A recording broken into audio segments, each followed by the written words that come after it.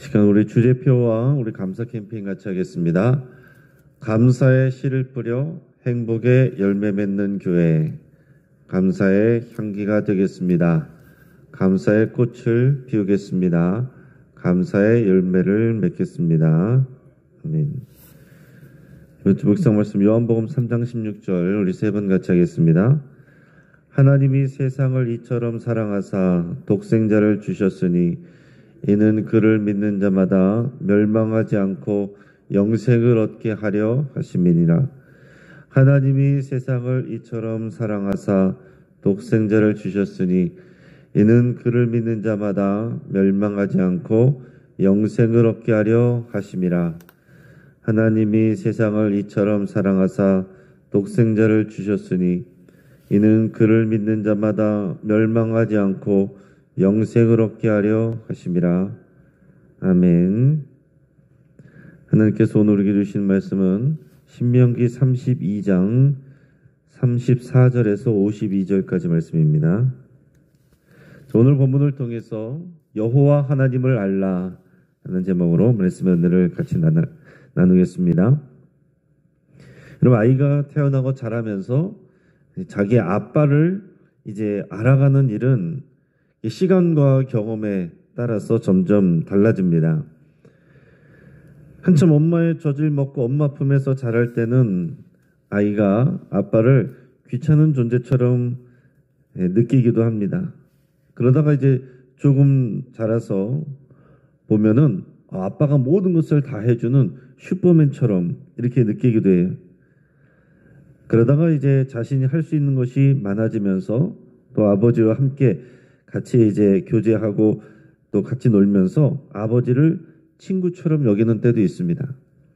그리고 사춘기가 되고 성인처럼 몸이 커졌을 때는 아버지를 무시하기도 합니다. 그러나 자신도 나이가 들어서 아버지가 되어서는 아버지가 자신을 얼마나 사랑했고 또 자신을 위해서 많은 것을 희생하셨구나 하는 것들을 조금씩 이제 깨달아가게 됩니다. 그러다가 더 나이가 들어서는 문득 아버지의 굽은 어깨를 보면서 측은한 마음이 들기도 하고 가벼운 아버지를 얻고 가면서 아버지가 마치 어린아이가 된 것처럼 느껴지기도 합니다. 그러나 자신도 나이가 들어가면서 아버지가 참 대단한 분이었구나 하는 것을 이렇게 생각하고 느끼게도 됩니다. 우리가 누군가를 안다라고 했을 때 그것은 몇 가지 정보로 되는 것이 아닙니다. 우리는 계속 상대를 알아가게 됩니다. 자, 히브리어로 야다라는 이 단어는 안다라는 뜻이죠. 그것은 지식적으로 아는 것을 말하는 것이 아닙니다. 경험하여서 아는 것을 야다라고 얘기를 합니다. 자, 하나님은 성경 곳곳에서 하나님의 백성들에게 하나님이 어떤 분이시고 또 이스라엘 백성에게 어떤 존재인지를 알게 하시려고 애쓰십니다. 그리고 뒤집어서 생각하면 고집세고 어리석은 백성에게 하나님을 온전하게 각인시키는 일은 쉬운 일이 아니다라는 것을 생각하게 됩니다.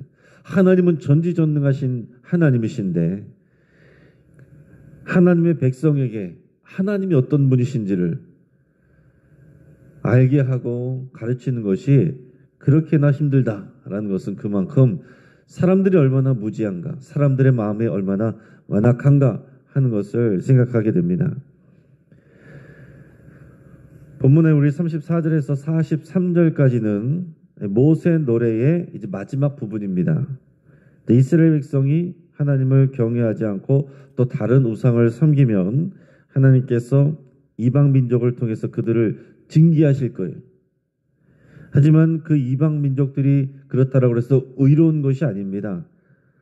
그들은 하나님께서 당신의 백성을 징계하시는 데 사용하는 심판의 막대기일 뿐이에요. 그런데 그 이방 민족이 자신들의 힘과 능력으로 이스라엘 백성을 이겼다고 생각하면서 하나님 앞에 교만하다면 하나님께서는 그들도 심판하시고 이스라엘 백성을 위해서 보복하여 주실 것입니다. 오늘 본문 34절 30에서 36절까지 같이 읽겠습니다. 이것이 내게 쌓여 있고 내 곳간에 봉하여 있지 아니한가? 그들이 실족할 그때에 내가 보복하리라. 그들의 환난 날이 가까우니 그들에게 닥칠 그 일이 속히 오리로다.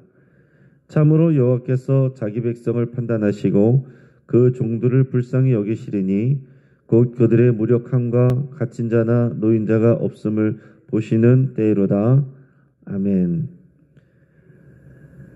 자, 34절에서 이것이 내게 쌓여 있다. 이것이 내 곳간에 봉하여 있다. 이렇게 표현하고 있는데 여기서 말하는 이것은 그 앞에 나와 있는 내용을 담고 있는데요. 그것은 이스라엘 백성을 침략한 이방 민족의 그 포도나무와 밭을 말합니다. 그 지금 침략한 것이 아니고 지금 앞으로 장차 그러한 일이 만약에 일어날 때를 가정하고서 지금 이야기가 진행되는 겁니다. 이스라엘 백성이 만약에 말씀을 듣지 않아서 이방 민족이 침략을 받게 될 때 그 이방 민족의 모든 밭과 포도나무 그들의 모든 소산은 그들이 누리는 모든 것은 하나님이 제하고 계신다라는 거예요. 하나님의 손이 그들을 모든 것을 붙들고 계신다라는 얘기입니다. 하나님께서 그들이 누리는 모든 것을 하나님이 주신 것이고 그들이 가진 모든 것을 하나님이 봉하여 버릴 수도 있다라는 얘기예요. 다른 말로 말하면 하나님이 역사의 주인이시고 이스라엘 민족만 다스리시는 것이 아니라 모든 나라와 민족을 통치하시고 다스리고 계신다는 것을 말씀하는 겁니다. 그러면서 그들이 하나님 앞에서 교만하게 행동한다면 하나님은 그들에게 보복하실 것이다 라고 말씀합니다.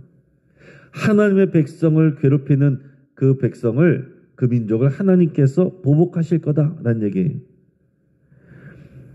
그래서 이스라엘 백성이 이런 말씀을 들을 때 마음에 새게 될 건 뭡니까? 하나님 앞에서 범죄하지 말아야겠다. 그리고 이방 민족이 우리를 괴롭힐 때 하나님께서 그들에게도 보복하여 주시는구나. 이거를 이제 깨달아야 되는 겁니다. 이어서 37절, 38절 같이 읽습니다. 또한 그가 말씀하시기를 그들의 신들이 어디 있으며 그들이 피하던 반석이 어디 있느냐? 그들의 제물의 기름을 먹고 그들의 전제의 제물인 포도주를 마시던 자들이 일어나 너희를 돕게 하고 너희를 위해 피난처가 되게 하라. 아멘. 자, 그들이 섬기던 이방신들 어디가 있느냐? 너희들이 반석처럼 여기던 그 이방신들 어디 있느냐? 그들의 제물의 기름을 먹고 전제의 제물인 포도주를 마시던 그 우상들, 그 신들이 일어나서 너희를 돕게 하고 너희를 위해 피난처가 되게 해봐라. 무슨 얘기입니까? 그럴 수 없다는 얘기죠. 내가 그들에게 보복할 때 그들의 신들이 과연 그들의 반석이 되고 피난처가 되겠느냐? 아니라는 겁니다. 자, 그래서 이게 반어법이죠. 하나님께서 말씀하시고자 하는, 그래서 이스라엘 백성에게 각인시켜주고자 하는 그 주제가 뭡니까? 그것이 이제 39절에서 43절까지의 말씀입니다. 같이 읽습니다. 이제는 나 곧 내가 그인 줄 알라. 나 외에는 신이 없도다. 나는 죽이기도 하며 살리기도 하며 상하게도 하며 낮게도 하나니 내 손에서 능히 빼앗을 자가 없도다. 이는 내가 하늘을 향하여 내 손을 들고 말하기를 내가 영원히 살리라 하였노라. 내가 내 번쩍이는 칼을 갈며 내 손이 정의를 붙들고 내 대적들에게 복수하며 나를 미워하는 자들에게 보응할 것이라. 내 화살이 피 취하게 하고 내 칼이 그 고기를 삼키게 하리니 곧 피살자와 포로된 자의 피요 대적의 우두머리의 머리로다. 너희 민족들아 주의 백성과 즐거워하라. 주께서 그 종들의 피를 갚으사 그 대적들에게 복수하시고 자기 땅과 자기 백성을 위하여 속죄하시리로다. 아멘. 자, 이 39절의 말씀, 이게 지금 결과적으로 하시고자 하는 말씀입니다. 자, 이제는 여호와 하나님이 참 하나님인 것을 제발 좀 알아라. 그런 얘기죠. 그를 미리 알고서 하나님 앞에 순종했으면 이런 일도 안 일어나는데 이렇게 당하고 나서 어려움을 당하고 나서, 고통을 당하고 나서 하나님이 이제 보복해주고 나서 그제서라도 이제 여호와 하나님을 알라, 이런 얘기입니다. 지금 그것을 미리 말씀하는 건 뭡니까? 그런 일을 당하기 전에 미리 좀 알아라, 그런 얘기죠. 당하고 나서 알지 말고 미리 알아라. 이걸 노래로 가르쳐주는 이유는 이거를 늘 노래를 부르면서 기억하고 생각하고, 그래서 여호와 하나님을 잘 알아라 라는 얘기입니다. 나 외에는 신이 없도다. 나 외에는 신이 없도다. 그러니까 여호와 하나님 외에 참 신이 없습니다. 물론 이제 하급 신들은 있죠. 그러나 많은 사람들, 많은 이방 민족들이 섬기는 그런 신들은 자신들이 만든 그런 우상일 뿐입니다. 그런 신들은 진짜 존재하는 것이 아니고, 존재하는 다른 신들은 마귀와 그들의 졸개들이죠.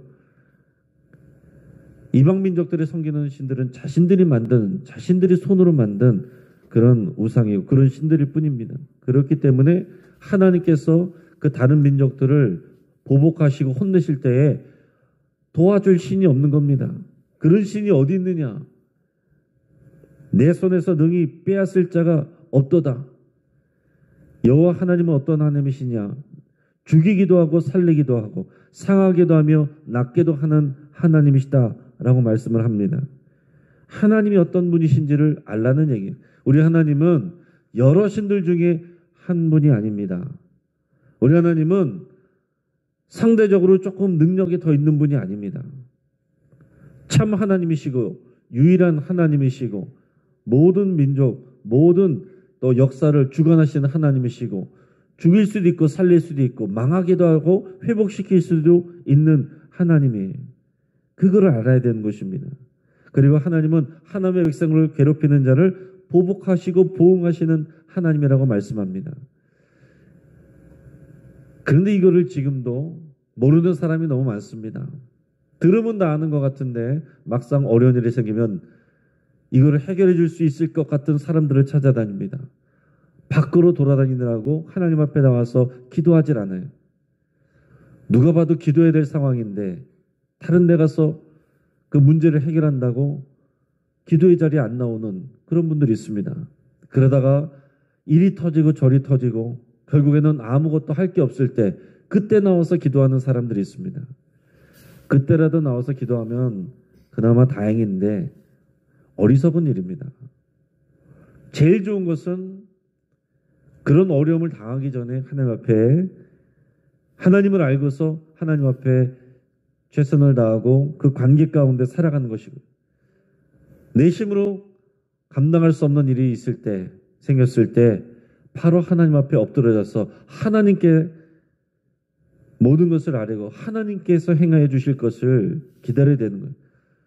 죽게 생겼을 때 다른 데 가서 살려달라고 그러면 안 되고 죽이시기도 하고 살리시기도 하는 하나님 앞에 나가야 됩니다. 하나님이 결정하시면 그 결정에 순복해야 되는 거예요.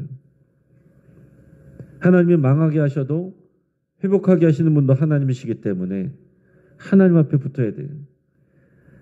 근데 이게 안 되는, 이게 머리로는 아는데 마음으로 와닿지 않는 분들이 있고 마음으로는 알겠는데 내 행동이 그렇게 되지 않는 분들이 많다는 얘기입니다. 여러분, 우리가 여호와 하나님을 알아가는 건 어느 정도로 아시는지 여러분 스스로를 생각을 해보시길 바랍니다. 우리 하나님은 하나님의 백성, 언약을 맺은 하나님의 백성을 힘들게 하는 것, 하나님께서 심판하시고 징계하시는데 다른 민족을 막대기로 사용하셔도 그 다른 민족을, 하나님의 백성을 괴롭히는 민족에게 또한 보응하시고 보복하시는 하나님이라고 그랬습니다. 이스라엘의 대적에게 보복하시고 하나님의 땅과 백성을 위해서 속죄하신다라고 그랬습니다. 하나님께서 왜 그렇게까지 하실까요? 하나님께서 하나님의 말씀을 이렇게 잘 듣지도 않는, 역사를 통해서 보면 그렇게 수도 없이 거역하는 이스라엘 민족에게 왜 그렇게 집중을 하십니까? 왜 그들에게 복을 준다고 그러시고 왜 그들을 괴롭히는 민족을 보복하시겠다 그렇게까지 말씀하시냐 하는 겁니다. 우리는 흔히 생각하면 이스라엘 민족이 뭔데 뭐가 대단한 걸까 이렇게 생각할 수 있지만 그것은 하나님이 스스로 작정하셨기 때문에 그런 것입니다. 이스라엘의 조상 아브라함에게 약속한 일이기 때문에 그 일을 이루시는 거예요. 창세기 12장 2절 3절 제가 읽어드립니다. 내가 너로 큰 민족을 이루고 내게 복을 주어 내 이름을 창대하게 하리니 너는 복이 될지라. 너를 축복하는 자에게는 내가 복을 내리고 너를 저주하는 자에게는 내가 저주하리니 땅의 모든 족속이 너로 말미암아 복을 얻을 것이라 하신지라. 아멘. 이 하나님이 아브라함에게 약속하신 겁니다. 너에게 복을 주고 너의 후손이 큰 민족이 되게 해서 복의 통로가 되게 하겠다는 거죠. 땅의 모든 족속이 너로 말미암아 이스라엘로 말미암아 복을 받게 하는 것이 하나님의 뜻인데 너를 축복하는 자에게 내가 복을 내리고 너를 저주하는 자에게 내가 저주하리라. 이게 하나님의 하신 말씀이고 약속입니다. 그래서 지금 이스라엘 백성이 말을 안 들어도 하나님께서 또 버리지 아니하시고 그들을 또 훈계하시고 또 그들을 또 징계도 하셨다가 회복도 하셨다가 쫓아도 내셨다가 돌아오게도 하셨다가 그거를 이제 반복하시는 겁니다. 그리고 지금 이것은 다른 나라 민족 이스라엘의 이야기가 아니라 우리들의 이야기가 되는 거예요. 예수님을 믿고 예수 그리스도의 보혈의 은혜로 그런 새로운 언약으로 들어간 우리는 새 이스라엘이고 하나님의 약속이 이 아브라함에게 주신 약속이 우리에게로 다 연결이 된 겁니다. 우리가 그 안에 참여하게 된 것입니다. 그러니까 옛날 이야기, 다른 나라 이야기를 우리가 공부하는 것이 아니고 오늘 우리에게 연결되어 있는 이 하나님의 약속을 배우는 겁니다. 자, 여호와 하나님을 알게 되면 다시 다짐해야 될 일이 뭐겠습니까? 이런 여호와 하나님을 알게 되면 다시 돌아가야 되는 그 초심의 자리, 그것은 뭐냐면 여호와 하나님을 알고 하나님의 마음과 뜻이 그 계획이 담겨 있는 하나님의 말씀을 순종하는 겁니다. 그게 이렇게 매맞고 회복되어서 돌아올 다시 시작해야 될 자리가 바로 거기에요. 44절에서 47절까지 말씀을 우리가 읽겠습니다. 모세와 눈의 아들 호세아가 와서 이 노래의 모든 말씀을 백성에게 말하여 들리니라. 모세가 이 모든 말씀을 온 이스라엘에게 말하기를 마치고 그들에게 이르되 내가 오늘 너에게 증언한 모든 말을 너희의 마음에 두고 너희의 자녀에게 명령하여 이 율법의 모든 말씀을 지켜 행하게 하라. 이는 너희에게 헛된 일이 아니라 너희의 생명이니 이 일로 말미암아 너희가 요단을 건너가 차지할 그 땅에서 너희의 날이 장구하리라. 아멘. 자, 모세가 여호수아와 함께 이 노래, 이 모세의 노래를 백성에게 가르친 후에 모세는 이스라엘 백성에게 이 노래에 담긴 교훈을 기억하고 지켜라 라고 얘기를 합니다. 그러니까 여러분, 이것은 이 모세의 노래는요 그냥 노래가 아니라 노래를 넘어서 이것은 여기 본문에 표현된 대로 교훈이고 또 교훈을 넘어서 이것은 율법입니다. 이스라엘 백성은 이 교훈을 마음에 두어야 되고 부지런히 자신의 자녀들에게 명령해서 이 율법의 모든 말씀을 지켜 행하라고 교육해야 되고 신앙을 전수해야 됩니다. 여러분, 이것은 우리들도 마찬가지예요. 하나님이 어떤 분이신지를 알아야 되고 그 하나님의 말씀을 마음에 새기고 그 말씀에 순종해서 살아가는 것이 우리의 신앙생활입니다. 교회 안에서 이것은 기본이고 교회 밖에서 우리가 신앙생활을 하는 거예요. 보는 사람이 없을 때, 교인들이 안 볼 때, 거기서 우리가 그리스도인으로 사는 것, 이것이 말씀으로 사는 것입니다. 금전거래하고 이웃들과 관계하고 내가 직장생활하고 거기에서 모든 태도가 그게 신앙생활이에요. 근데 어떻게 직장에서 그리스도인들이 욕을 먹을 일을 하고 교회에서는 안 그런 사람이 밖에 나가서는 비난을 받을 만한 손가락질을 당할 만한 일을 하는 그런 일들이 어떻게 일어나겠습니까? 여호와 하나님을 모르는 거예요. 안다고 착각하는 것입니다. 교회 바깥에서는 내 마음대로 해도 된다고 생각하는 거예요. 가정에서, 직장에서, 길거리에서 이웃들을 만날 때는 내 마음대로 해도 된다고 생각하는 것입니다. 그들을 만날 때 그들에게 대하는 태도가 하나님의 뜻에 맞아야 되는데, 그것이 하나님의 말씀에 순종하는 신앙생활인데 그거는 내 생활이라고 생각하는 겁니다. 신앙생활은 종교생활이고 종교생활은 교회 와서 하는 생활이, 그게 신앙생활이라고 생각하는 거예요. 썬데이 크리스찬이라고 해야 되는 거죠. 그게 아니라는 것입니다. 하나님의 말씀과 율법은 하나님과 관계에서뿐만이 아니라 이웃과의 관계에서 더 많은 퍼센트를 차지하는 겁니다. 사람들을 대하는 것이 하나님께 대하는 것이라고 그랬어요. 사람들을 대하는 것이 믿음으로 하는 행동이어야 됩니다. 그래서 사람들이, 믿지 않는 사람들이 보고서 하나님께 영광을 돌리는, 그것이 우리의 신앙생활이어야 됩니다. 그것이 우리가 믿음생활 올바로 하는 때에 당연히 일어나는 모습입니다. 그래서 세상 사람들을 바라볼 때 여호와 하나님을 알게 하는 것은 우리들의 모습을 보면서, 하나님께서 형통케 하시는 것을 보면서 또 하나님을 알게 할 수 있습니다. 또 하나는 어렵게 됐는데 그런 가운데서도 감사하고 하나님을 사랑하고 사람들에게 대하는 태도나 그들의 표정을 통해서 어떻게 저럴 수 있지? 그것을 통해서 또 하나님을 알게도 됩니다. 그러니까 여러분, 우리는 우리의 말 이전에 우리가 정말 하나님을 대하는 태도나 삶을 대하는 태도나 이웃들을, 사람들을 대하는 태도에서 하나님을 알고 그 말씀에 순종하는 것이 보여줘야 된다라는 거예요. 오늘 모세의 노래를 통해서 그것을 전달하고 이것을 지키게 하는 이것이 바로 우리가 마음으로부터 새겨서 지키게 하고, 그리고 이것을 부지런히 자녀와 자손 세대에게 가르치라고 말씀하십니다. 이거 하나님의, 이것이 역사하시는 원리입니다. 우리 때는 열심히 했는데 요즘 애들의